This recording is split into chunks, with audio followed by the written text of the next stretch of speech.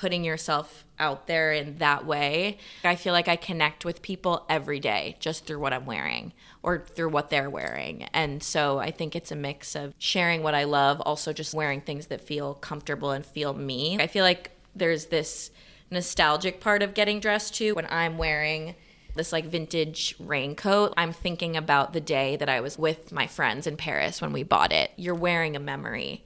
It makes you feel warm and fuzzy inside.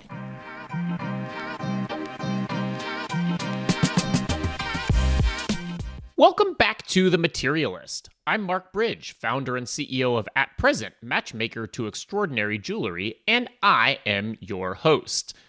Today, we're diving into the dynamic world of influencers with none other than Sophie Cohen. Sophie has made a name for herself by blending fashion with authenticity, and her rise in the influencer space has been nothing short of remarkable. From her early days posting outfits from Issaquah High School to growing a thriving community across Instagram, TikTok, and Substack, Sophie represents the new wave of digital creators shaping the future of style, branding, and content creation. In this conversation, we explore what it really means to be an influencer in today's world, how Sophie balances personal expression with professional opportunities, and, most interestingly for me, the behind-the-scenes reality of the business side of social media. Sophie, welcome to The Materialist. So excited to be here. I'm delighted to have you.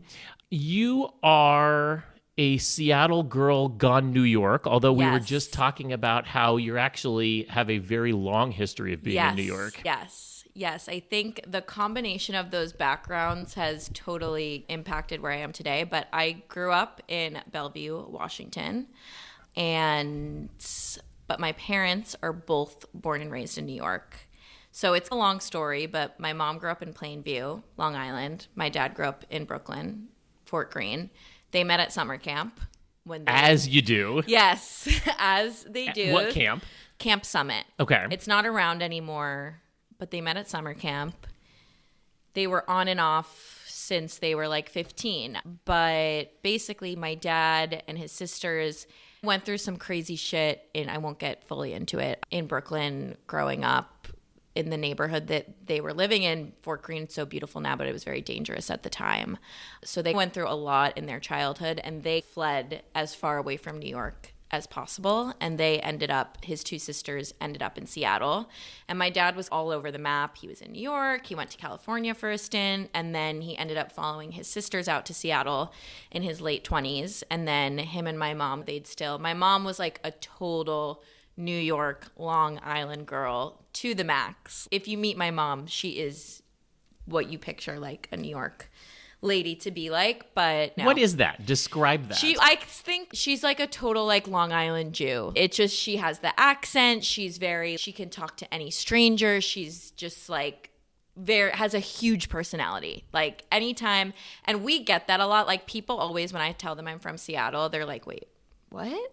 They're like, you give off New York energy. And I'm like, yeah, because, you're parents, insufficiently passive aggressive. Exactly. But anyways, so my mom he moved there, and then he was like, her name is Susie, come out here. Let's do this for real. So she left New York, went to Seattle. It was like at that time for her, like a New York girl. She was living in Manhattan. She was working at Bloomingdale's. And it really coming to the sticks. Yeah. So it was like really like she knew nothing about Seattle at the time. But you know what? They moved there. They ended up getting married, and they built like such an amazing community and group of people there, and they love it. So they stayed there. Me and I have a younger brother named Drew, who also now lives here. So we grew up there. But my mom really has a lot of people in New York. Like her extended family still lives in Long Island. Her best friends from childhood, she's still best friends with. Her best friends from college, she is still so close with. So we've always had a really big community here. And it was very important to my mom growing up that like those people were very prevalent in me and my brother's lives. So she took us to New York every summer. We would stay here for 4 to 5 weeks at a time. They would call us the vagabonds because we stayed in 10 different houses. We would stay in Long Island. Jodes with their... Yeah, we literally went from Long Island to the city to the Hampton. Like every trip we stayed in at least 10 houses, and it totally was like the most important part of my childhood because first of all, I fell in love with New York, but also all of our people here, my parents, I feel really lucky. Both of my parents have so many different types of people in their lives, like such a diverse network of friends and community and family. And I think getting to grow up and spend so much quality time with those people, also in New York and Seattle. My dad's 2 sisters still live in Seattle. We're very close with our cousins there and their whole community in Seattle too. But I feel very grateful to have had the experience of coming here every summer because it sparked my love of fashion. I fell in love with New York from the first time I could ever remember. I was like, I am going to live here. And so it really felt, honestly, just as much of a home as Seattle growing up because it wasn't like we were just like visiting and seeing the Empire State Building. Like we were staying with people. And really, my mom was taking us on the subway. My mom was schlepping us. Schlepping is like the theme word of our family, schlepping us from house to house. Yeah, and just getting to see all different kinds of people and observing that as a kid, I think, really shaped who I am today. And you were surrounded by fashion and style. Yes. Which is not a native Seattle trait. Totally. Was that a fish out of water? Yeah, I think it was interesting. So my mom worked in fashion. She worked at Bloomingdale's, which I'm sure we'll get to that. But I also ended up working at Bloomingdale's too. That was family my first business. job. Yeah, family business. But my mom worked at Bloomingdale's. She had been in retail fashion forever. And my grandparents, even my grandma worked at a clothing store. My grandpa is 91 and he still works in retail. He sells like goods to like Ross and TJ Maxx. Like he's still working at 91. But yeah, fashion Once a schmatateer. Yes, exactly. God bless him. But anyways, so I always grew up like around that. And I think coming to New York every summer really inspired my love of fashion because always from a very young age, I loved to stand out when it came to getting dressed. Like I always had a very eccentric, very girly, very fun style, and I always leaned into that. And I think coming to New York, I always loved, like I would come back with all these clothes I bought in New York that like nobody could get in Seattle, and I would do like a haul for my friends. And it's funny because like now I do the same things. Like I'm still doing a haul for my best friends, but I would come back, show all my clothes. But I think in Seattle, especially, I went to Issaquah High School in the suburbs. It was like everyone was wearing Lululemon leggings and Uggs and sweatshirts to school every day. Like that was the norm.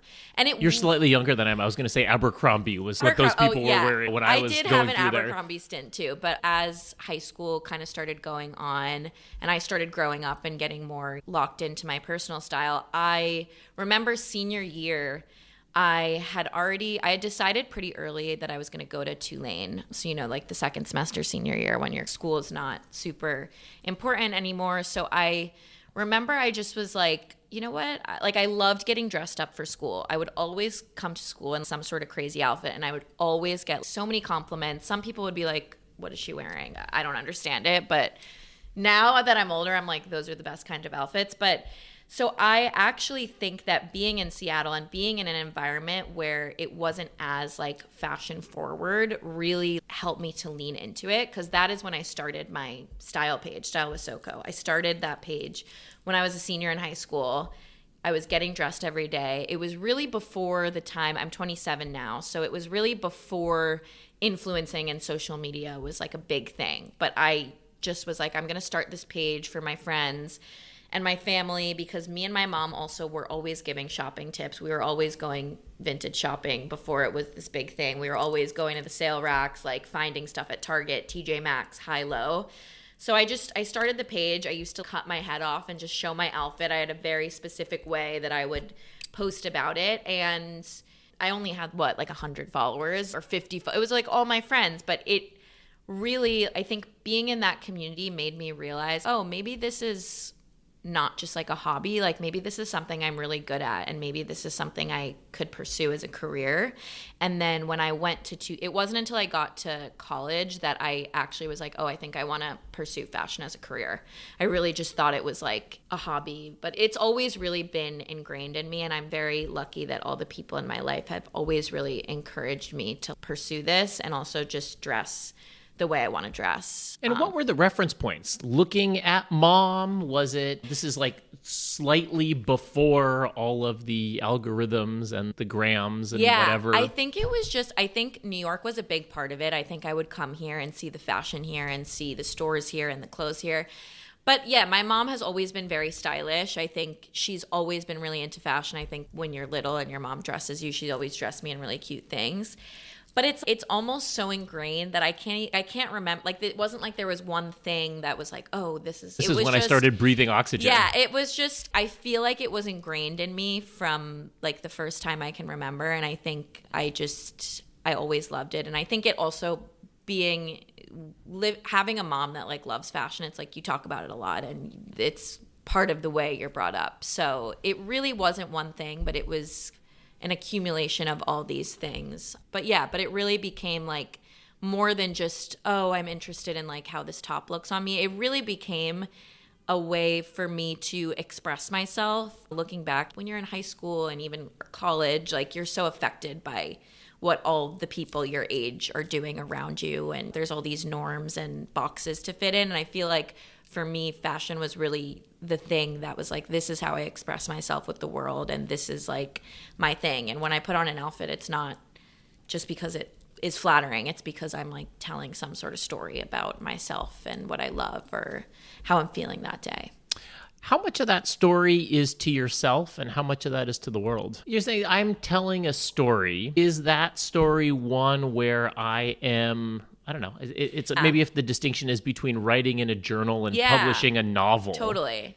I think it's a combination of both, because I think I'm someone who has a very like distinct sense of personal style. Like I'll even get like random messages, or my friends are always like, this is so you. Like I love I think that's like such a compliment when somebody's, this is so you. Cause you're like, there's actually like a meme on TikTok right now that the best compliment is when someone's, this is so you. Cause it's like, you get that I have a vibe and whatever. So I think there's that side of it where I've started to learn about all these colors, brands, textures, and things I like. And especially with jewelry too, there's always like a personal story. Like I love wearing my name, like New York, like all these things that you can share about yourself. But I think also for me, getting dressed, especially as someone who has more of like a bigger eccentric sense of style, like I'm wearing these big clunky J.W. Anderson rain boots, that they attract a lot of attention on the street. And one thing I've loved about living in New York is getting into conversations with people. So it's like, yes, I'm sharing a story about myself, but then you're also connecting with the world, because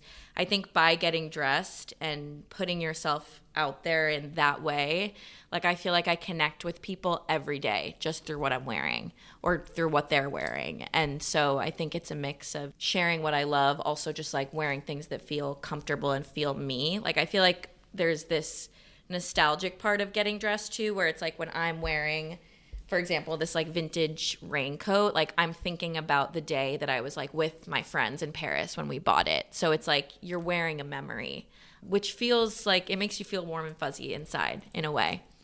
So you go off to New Orleans and continue sharing, this is my style adventure. Mm-hmm.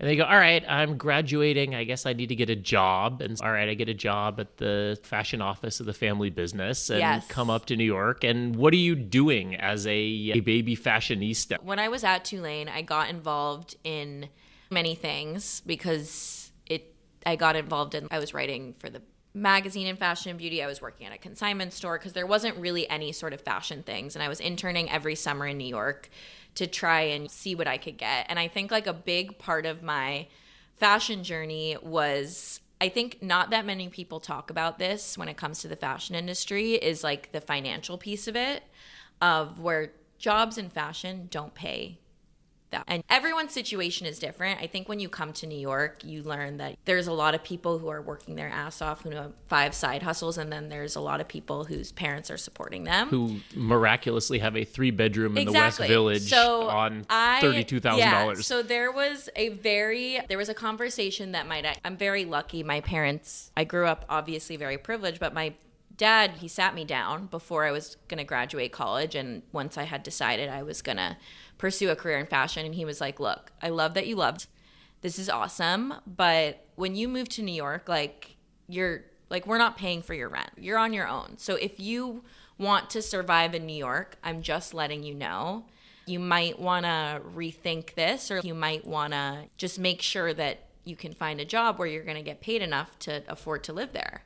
And I remember that conversation. I was in the Lakemont Starbucks in my neighborhood in Washington, and I was like sobbing, obviously. My dad is ruining my life. Like, he's ruining my dreams. Here are the facts of life. Yeah, here are the facts of life. But I am so grateful that, like, I had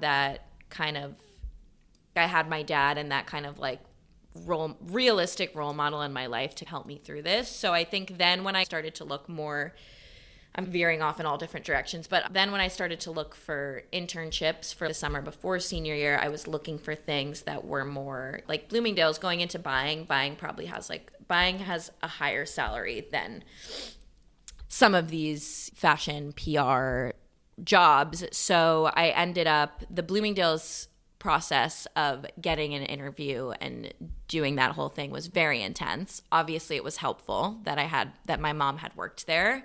And I will say connections are everything in the fashion industry. Like, you got to use them. So that definitely helped me, but got me an interview. I got the internship, which was amazing. And I loved that internship so much. I learned so much. It was very intense. And then they gave return offers after. And it was a weird time. Now, getting more into your question, but it was a weird time because I graduated in 2020, COVID. So I had gotten the job the beginning of senior year, pre-COVID, and then we were all waiting. Bloomingdale's has this like buying training program, like you enter with a class, which was really nice. And we were all waiting. Do we still have our jobs? Is it going to start or not? So it ended up, they decided, okay, we're going to start it in September, but it's going to be virtual. But I was like, I got to get to New York. I've been waiting my whole life for this moment. I got to get to New York. So I got like a great deal on an apartment. I moved to New York in August 2020. And it was a weird time. That was like the most frightening time that I can remember in my entire life. Yeah, like the world was on fire. The world was on fire. It was getting a little bit better. And I remember looking back, like I'm looking back and I'm like, I was just so excited to get there. But I got there, I was living with random roommates because all of my friends from school that lived in, I had a lot of friends from Tulane who actually are from New York. Everyone was still living with their parents. Nobody was like really starting their lives yet, but I was like, I have to be in New York. And I also was lucky that I had a lot of family and family friends here to have if I needed anything. So I moved to New York. I started my first job virtually. And it was a weird time because the city had opened up in a sense where like you could go out to eat or you could go into stores, but everything was still like masks on. So there wasn't really, I didn't have much of a social life. And it was like a year of just getting adjusted to New York in a very different way. But I think it helped me a lot because I feel like I really got the chance to like explore and do my own thing and just adjust to this new chapter of life without kind of a million social plans. But I get to New York, I start my job, it's virtual. And simultaneously at this point with my social media journey, I still had been posting all of college, but I still probably had, I think I had 1,000 followers, which is still a great amount of followers, but I wasn't by any means like an influence, like a legit influencer. And then when I moved to New York, this is also the time of TikTok. TikTok had just become this thing, and it had just also transitioned to this platform that was less, at first it was like the Charli D'Amelio's, Addison Rae, like the dancing videos. And at this time when I moved to New York, it had transitioned to more of this platform where people were starting to get more niche, like food content, fashion content, lifestyle content. So I had made a TikTok when I moved to New York, just like a montage of whatever, my whole move to New York. Nothing like super special, but a very cute video. And it went viral, and it just like all these people were asking like, how did you move to New York? What's your job? Whatever. So from that video, I was like, oh, this is cool. I'm just going to keep rolling with this. So literally from that video, which was like the first day I got to New York, I just never stopped posting. And then I built a little bit of a community on TikTok through that, because I just kept going with it. And I think it was really this fun time for me to lean into something I had been working on for my whole life, but didn't really realize that it could be anything. But so I spent that time working at Bloomingdale's, and I was loving working at Bloomingdale's. What were you doing? I went through the buying program, and what they would do is they would place you in an area of the company that like fit your interests. And I was placed in Aqua at first, which is their private label brand, which I absolutely loved because it was a bit more creative than any of the other buying roles, because we were actually like developing the line, and I really took a liking to like the creative director. So I got to help with all these collaborations and more creative things. I've always been more interested in the creative side of it. So I absolutely was obsessed with that first role I had being in Aqua, because I felt like I was designing a clothing line, and I really had it. I'm so grateful for that team at Bloomingdale's, because when you're starting new as like a fashion baby, like you said, it can be hard to know how to act with all these people who have been in the industry for years. And it's not the easiest industry to make your way in, because not everyone is like the nicest. Not everyone is the most welcoming. So I'm forever grateful for that first Aqua team, because they really encouraged me to share my ideas. They listened to my ideas. They like really always made me feel like a really important part of the team. And I think that was the first place where I was like, oh, I can speak up, and like I have value, even though I'm younger than these people. Like my creative ideas have value. They want to hear from me. And so I loved that job. And then I had pivoted to, I got like officially placed as an assistant buyer, because things were like moving slower and because of COVID and all that. In women's ready to wear, we were buying like Theory, Vince, Free People, French Connection, Zadig and Voltaire, those kinds of brands. And that was like more legit buying. And I think I had a false introduction to buying being in Aqua. And then I got into that role, and I was like, ooh, I don't think this is for me. I'm not enjoying this at all. I don't like this. It's not as creative as I thought.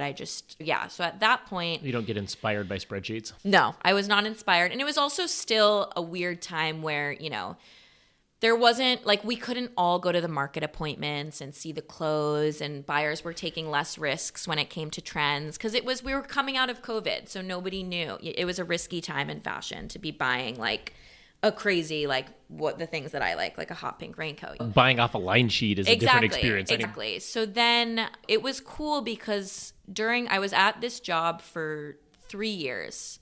And simultaneously, while I'm at this job, I'm also continuing to build up my socials. And I never am thinking that I want to do social media as a full-time job. I never am thinking that, but in my social life and on the side, I'm getting to finally, it's like summer 2021. The city has opened up. I moved downtown with my best friend from college. We're living in the East Village on St. Mark's.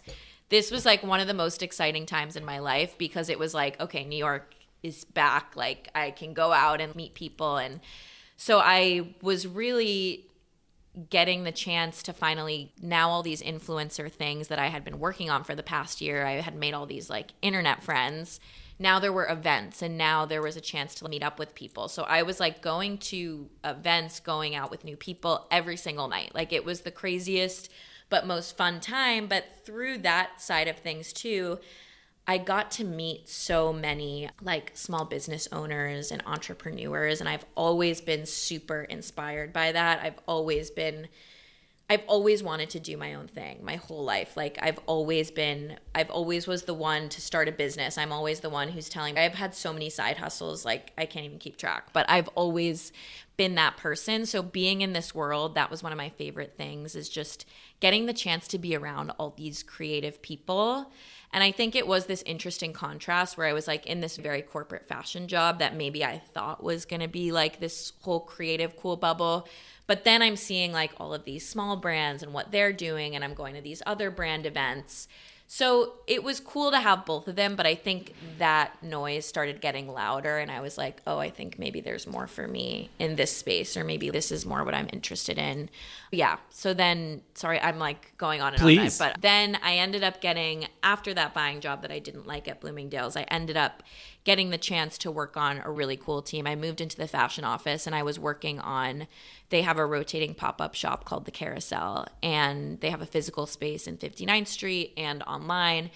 And basically every 6 to 8 weeks, like the theme would change. It was very like of the moment, culturally relevant things. We did a pop-up with Barbie while I was there. Like Marc Jacobs took over. We did like a European summer one. It was a really cool job because what I was doing on that team is I was still doing buying, but I was buying for each of those pop-ups. We would curate with the fashion directors like a selection of what the buyers were already buying that fit the theme, but then our team would go out and find new brands to bring into Bloomingdale's. And that was like that was more interesting than 12,000 white Vince exactly, t-shirts. because I was like, this is what, and at that point I was like, had my social media thing, and I had networked my way through a lot of people in the city, so it was really cool because I really got the chance to bring a lot of like friends and colleagues into Bloomingdale's, which is still a huge deal for these small brands. So it was really cool because I got to help with these creative concepts. I got a lot of control. Like I really controlled the business of our little things that we were buying. And it was really fun. I'm so grateful for that job. But it was a very specific role at Bloomingdale's that there wasn't really a next step for.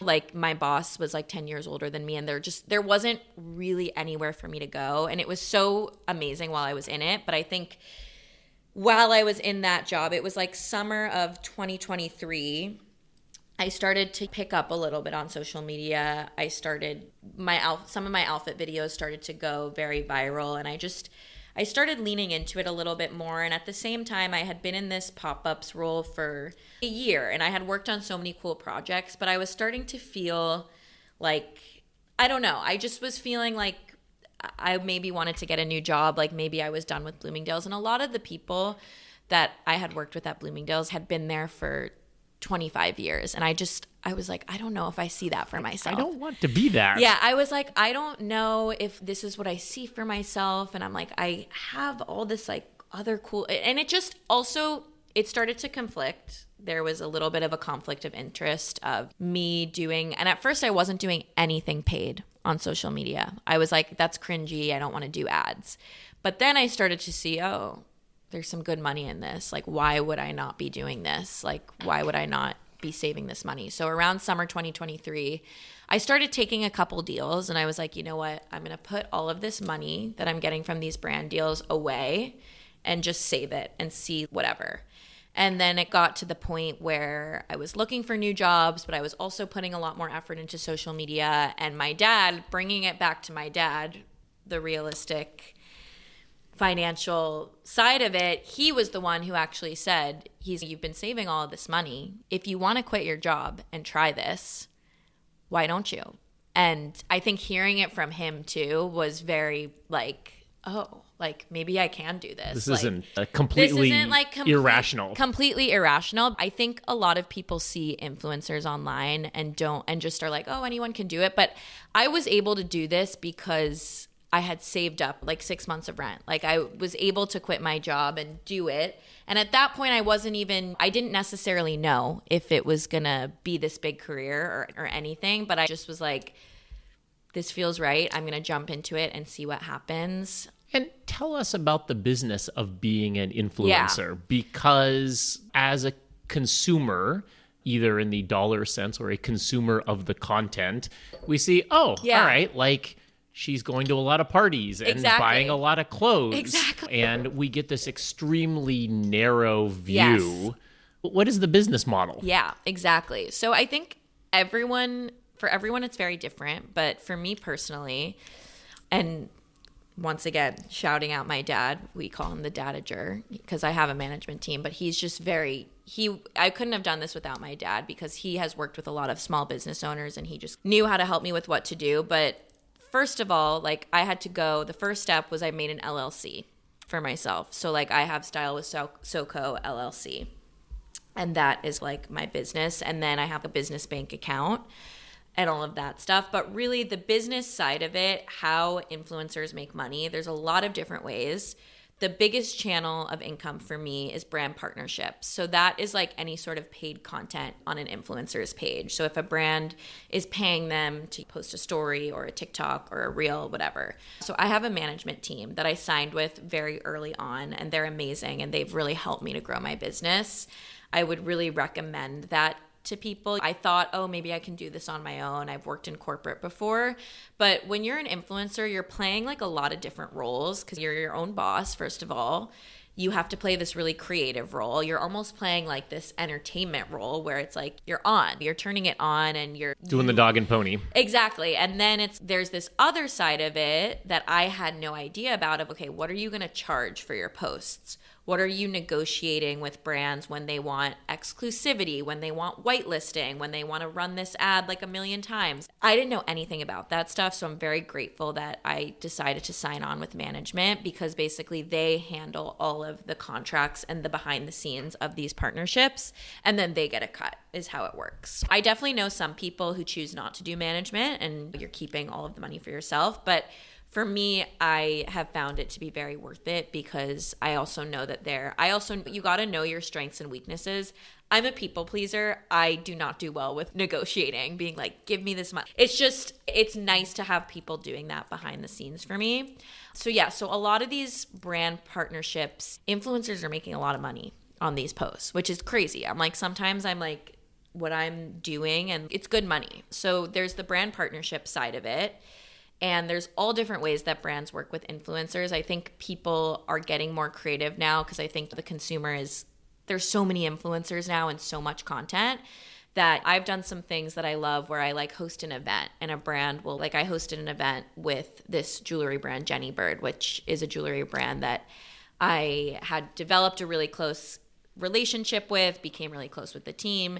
And so we hosted an event and invited my community and followers, and there was posting about it, but it felt very organic. So I think there's a lot of different ways that brands can go with influencers. And then there's also... Why in that case does the brand come to you and they say, all right, we want you to do this? Yeah. So if you have a management team, it's a mix of them pitching you. So a lot of these managers have a lot of contacts in whatever, all of these worlds, beauty, fashion, jewelry, lifestyle, and they're constantly pitching all their influencers. Hey, we have a great girl for you, whatever. But then there's just brands who come to you and for whatever reason, they're like, we want to work with you. We love your content. We love your vibe. I find that for me, I get a lot of feedback like from brands that like they like to work with me or they want to work with me because it feels very real and authentic. I really try and keep my page very real and authentic, which is also another interesting part of influencer strategy because I think actually most influencers have a very specific strategy to the way they post and the way they come off and the way they represent themselves, which you have to be in a way. But I take a different approach where I don't plan a lot of my stuff out. My page is very like of the moment. It's very much what I'm wearing in real life. I never really resonated with the super perfectly aesthetic girls who go out at 8 a.m. and take these pictures and then they're not actually wearing the outfit in real life. I think there's different, but the great thing is there's an audience for everyone. I think there is space for all of these different types of people. But how do you weigh the opportunities? One is, okay, these people are going to pay me a lot. Is another one to go, all right, how aligned is that? Yes. So I will never work with a brand. When I first started, it was so much of okay, what am I doing? I said yes to everything, but everything felt very aligned. Every brand deal that I took felt like a brand that I loved or I used, or I felt like I could make relatable to my followers. I couldn't do a deal for something that felt inauthentic. And this year, it was actually a cool experience. I had a brand deal come in for something that it just didn't feel right. It didn't feel on brand for me. It didn't feel like aligned with where I wanted to go. And it was a big check, but I turned it down because it didn't feel right for me. So I think that was a cool experience to be able to get to that place where, okay, I can turn these down. So I think it's a mixture of, I got to make a living, I got to pay my rent, and I support myself and do all these things. Obviously, the money is a part of it, but it's also, yes, if it aligns with your brand, if it feels authentic, and if it's a brand that you want to continue a relationship with. So I think there are a lot of different factors to it. But I feel really grateful for all the brands I've worked with. I've worked with so many awesome brands that feel very aligned with me. And then another big part of the business is affiliate links. So there's all these platforms like ShopMy and LTK where influencers are linking their things. And this has actually become a really big part of the business. And I think it is a way for everyone, like even if you have 500 followers, you could get on one of these like platforms and start linking things and selling them to your friends. Like I encourage all of my friends, I'm like, get on ShopMy. Start posting links, because why not? Like anyone can sell something, and we're all selling stuff to our friends all the time. And now the affiliate links is a thing that brands, when they want to work for you and do bigger paid partnership, they want to see, oh, does she sell things? Is she selling stuff? So affiliate linking has become more of a thing. And it's a great way to make money. I will say that it's not as big of a stream of income for me as for other people, because I do a lot of like vintage one-off pieces, like everything I wear that everyone's, I want this. I'm like, good luck. I found it on a street rack. Yeah. I try and incorporate it in a way. And you also have to gauge with your followers too. Like sometimes it gets annoying if you're following an influencer and all they're doing is posting links. It's come on. But sometimes people do want your opinion. Like I try and do a weekly Q&A, like what are you shopping for? What are you guys looking for? What do you want links for? Like sometimes people do want my opinion on what's a good ballet flat to buy or what's your favorite. And in that sense, like it's fun, but I try and keep it balanced so it doesn't always feel like you're selling like a million things. Like it can be exhausting, I think, for the consumer. How aware is the audience of the transactional nature or the economic incentives? It's hard to know. I don't think the audience is super aware, because I think when they see, I think an influencer who does it well, and I think I do a good job of this, is when you see they're doing partnerships, but they have so much organic content around that it doesn't feel like a constant sell or a constant, oh, she's getting a check for that. Oh, she's getting a check for that. So I think you have to have a good balance of organic content and paid content, because the organic content is at the end of the day why your followers follow you. But I don't know. I think it's hard to say what the audience sees, if they see it to always be transactional. I think actually people on my page like enjoy when they see a brand deal every once in a while, because I think people also want to know when they see these girls with these like lifestyles where you're like, I have a lovely lifestyle where I have flexibility. I can go and get a coffee every day and live my life. But I think sometimes those lifestyles look really unrealistic to the average consumer online. So I think this whole transparency in these conversations are important, not only for other influencers to learn more about each other's businesses, but also so the consumer knows, yes, we are working for these things. And yes, there is a business side of this, and it's not just here's my outfit, I look fabulous, and I'm just running around New York every day. But how much of it is fantasy versus lifestyle versus entertainment? Yeah. Are you serving a purpose in, all right, you're helping me get dressed, you're helping me to be a better version of myself, versus the sort of voyeuristic interest? Do you know our friend Heather Hurst? Yes, I love her. So she's phenomenal, but she introduced me to this idea of parasocial relationships. Yes. What do you make of this? And what is the sort of relationship that you have with these people who are consuming you to a certain degree? Totally. Yeah. It's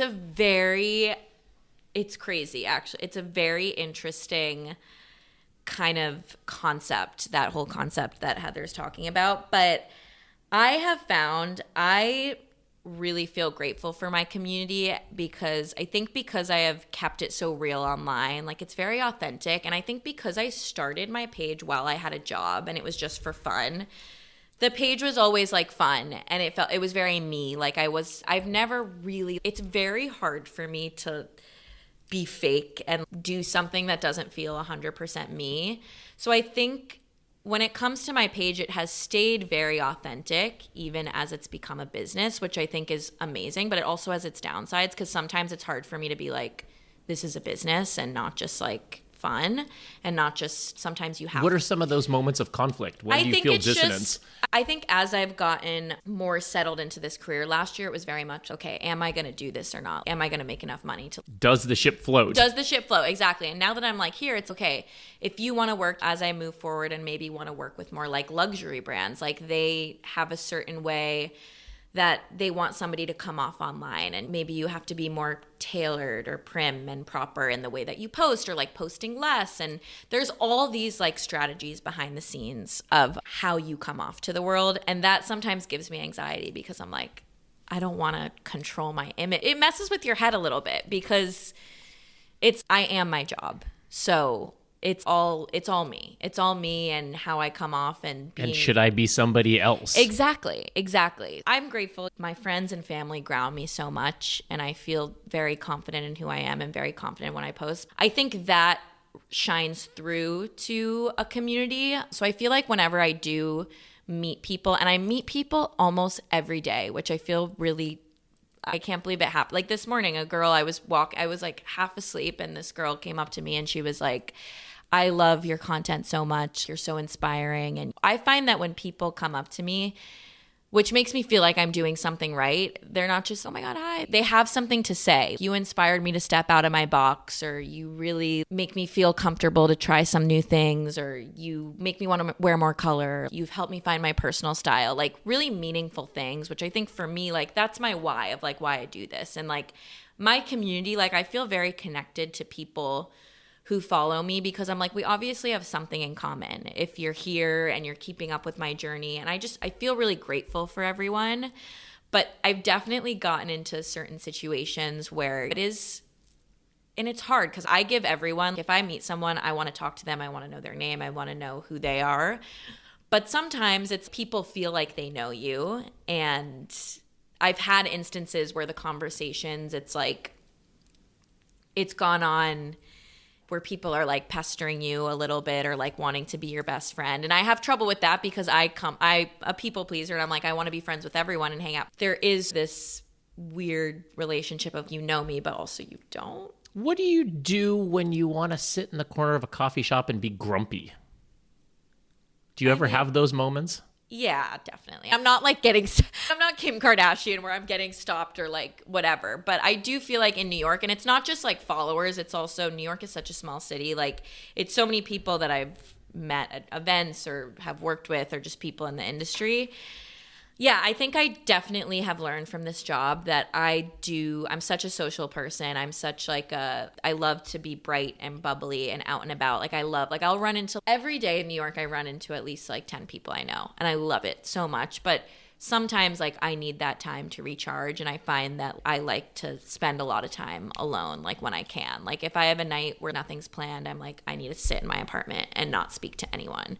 Because it is draining. And then it's also, there's like this whole like New York City influencer Reddit thread. There's all this like influencer gossip and all of that. So it's like you do have to be really careful of how you are in public because people take something. If you see someone and maybe they thought you came across rude, they could make a whole rumor about you on TikTok or spread it in Reddit. So like you can be however you want to be. But for me, I always try and show up when I meet people or talk to people the best version of myself because your reputation is everything in this industry. But yeah, it's definitely, it's interesting. Overall, I would say I'm a huge people person. So I love meeting people that follow me. It like makes my day and I very much enjoy it. But it's interesting. But also the dynamics between other influencers is very parasocial as well because it's this weird form of having coworkers where you technically are coworkers, but you're also just, everyone feels like friends, at least to me, because it's a different type of environment where you're going to all these events. A lot of times there's like alcohol involved. It's like a party. It doesn't feel necessarily like a work event, but it is. So you're becoming friends with all these girls and you're like, hey, how are you? Like it's very... And is there competitiveness?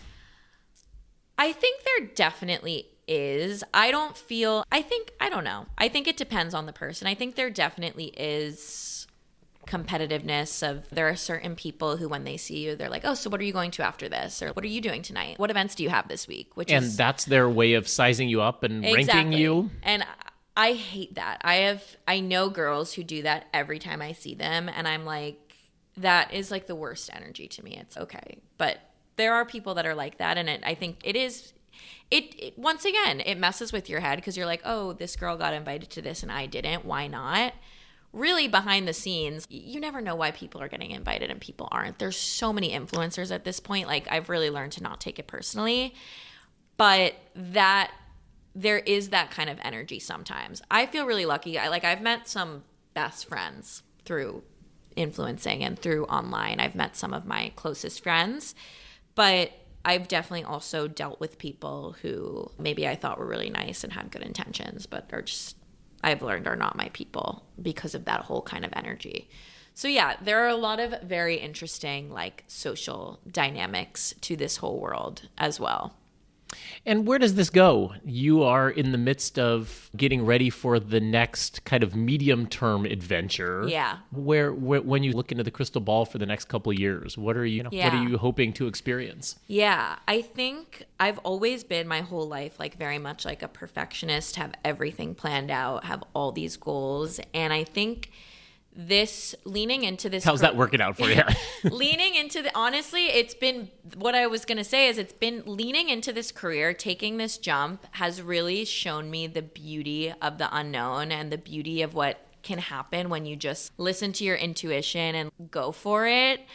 So I think for right now, like I feel so grateful that I can do this and live the way I do and just work for myself and just live my best life and really be like lean into all the things I'm passionate about and make a living off of it. I feel very grateful for that, first of all.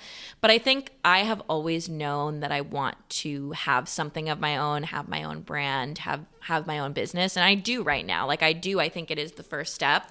But I think down the line, who really knows? Like nobody really knows where this influencer world is going.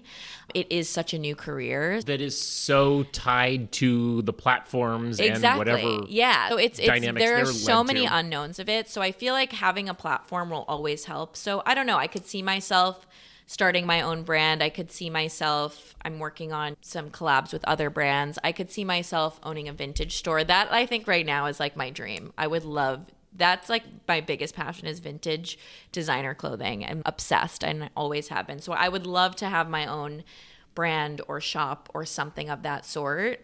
But I'm in a place where I'm like, I'm not really sure where this is taking me. And I love it because everything has fallen into place so nicely. I really didn't think I would be an influencer, even though, and everyone's, you always were an influencer. You always want to do this. I'm like, I know, but I thought I was going to move up the corporate fashion ladder.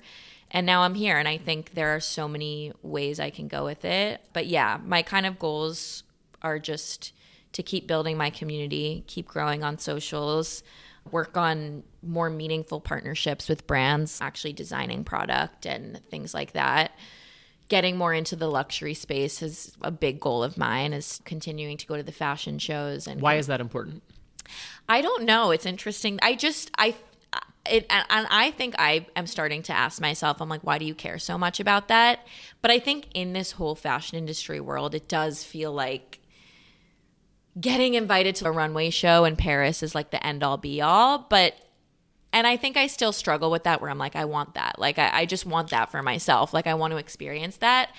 But it doesn't really mean anything. And it doesn't make you more or less qualified to be in this industry. But I think those kinds of things feel like goals because they feel like the external markers of maybe success in this industry. But I think what is most important to me too is just continuing to build a community. Like I really have learned through this job and I'm like, I don't know what I could do with it, but I love these like community-based events. I love bringing people together. Like I just hosted another event this week with a clothing brand, Rixo. My mom was in town. We hosted it. I'm like, I really love hosting. So I'm like, I don't know. There's so many ways I could go and so many things I'm working on, but I'm very excited to see how it all plays out. I think one of the things that is so compelling about what you do is it does feel authentic. Yeah. And I think that as a brand manager and also as a consumer, I have a pretty highly attuned sense for when people are just trying to hawk me shit. Yeah. And there very much feels like you're getting, here's this authentic content, and then you get this blast of QVC. Yeah. And the person who's telling me all about their Birkins and their trips here and there that's then pitching something from Kohl's. Yeah. And you're like, okay. Yeah. Like, I get what you're doing. Yeah. And I respect your need to pay the bill. Yeah. And as a consumer, that doesn't feel informative to me. Yeah. So I don't know. I don't know how that relates to where you want to do, other than I have confidence in your ability to give it your spin. Thank you. Thank you. Tell us about your style. We've talked about, and for those who know you, we know that it's big and colorful and bold. But how would you give the elevator pitch on this is SoCo style? Oh, yeah. I think I would say the stylist, I think it's Alison Bornstein who started this 3-word theory. I could think of like a million words, but I think my style, it's girly, it's funky, and it's chic. Those have been my 3 words I've been using. But I think my style is very loud, very color, very maximalist, but I think I tie it together in a way that feels like it's put together and it's not too, I think there's some people who are like overly maximalist, which I love, but sometimes it's okay, I'm never going to wear that. So I think I always have those elements of my outfits, but then I have a way, like today I'm wearing You're wearing 85 pieces of jewelry and somehow it doesn't feel chaotic. It feels, and I just spoke about this with this girl came and went through my closet with me and she was like, I feel like your closet looks like a brand. Like it looks like, and I don't even know how I do it, but the way that I shop and the way that I curate and the way that I build outfits is based on feel. It's like yes, I'm obviously paying attention to trends and what brands are dropping and what's on the runways and what people are wearing, but it's very much like when I get dressed and when I'm buying something, it's the same feeling of, ooh, this feels me. I want it. Or this feels, it's like when I'm like putting on all my stacks, it's like there's like a meter and then I'm like, it locks in. Perfect. Yeah. Like I'm like, this is perfect. And who knows how it looks on the outside because everyone has their own opinions on what everyone wears. But yeah, so I think my style... But the joy of the internet is they'll tell you that. Exactly. It's very fun. It's very girly. I would say 80% of my closet is secondhand. I have been shopping secondhand forever. And I really think that is the key to building like a really special, unique wardrobe. I've collected so many really cool vintage designer pieces over the years, and that's what really gets my interest is like finding like a special piece. I think now that I've been doing this so long, I've found brands that I really tend to gravitate towards too. But I think it's just fun, and I love dressing the way that I do because I mentioned this earlier. It sparks conversation and it's bigger than just, oh, I'm wearing like all these nice things. It's a vibe. It tells a story. But yeah, I love mixing patterns. I love pink, obviously. I love sparkles. I love being a girly girl. Like I always have been that way. I love animal print. I love jewelry. Jewelry has been like something that I have gotten so much more into over the past few years. I love like a unintentional set, like when I have 2 things in my closet. Like the other night I had a vintage polka dot corset and polka dot shorts, 2 different brands, but then they match together. Those are my favorite kind of outfits, like when it looks like you like designed something with stuff in your own closet. And I think I've just leaned into what I really love in the past few years and said F all the trends, F what everyone else is wearing. I just want to wear what I love. And it's created like a vibe. Like my closet it feels like it all works together weirdly. What was the last piece of jewelry you bought for yourself? The last piece of jewelry I bought for myself. I'm trying to think. Oh, I'm going to talk about this one. It might not have been the last, but this was actually the first real piece of jewelry that I bought for myself, which was like really special because I feel like I have a lot of jewelry that's not so expensive because I'm still young. I've always thought, okay, I'll invest in like a handbag or like a pair of shoes.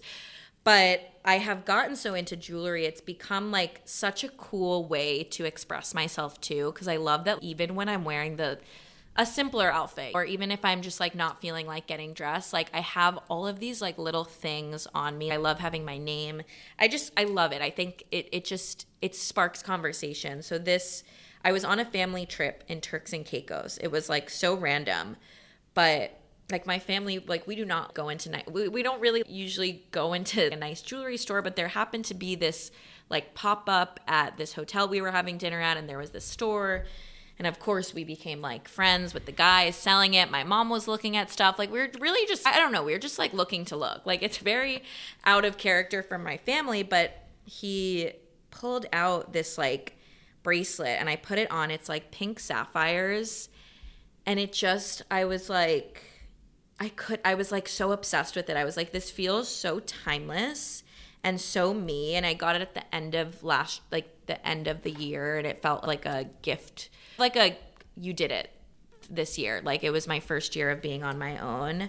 And like he gave me a great deal, and he like, now I have this little one on because it was a little too long. So it was a really special moment to purchase this, and I haven't taken it off. It's just beautiful. And I think it's a perfect mix of my style because it's very like chic and timeless, but it's funky and it's pink. So I love that bracelet.